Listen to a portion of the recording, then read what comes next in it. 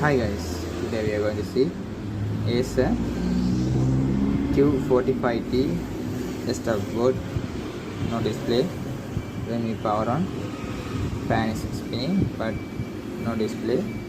After inspection, we saw in the VRMIC side one of capacitor short. Let's see after replace this capacitor. After replace the capacitor, now you can see block light is working. Now this all voltage is okay. Let's see after plug into the monitor. After power on the desktop, this one is coming. You can see the display. Thank you for watching.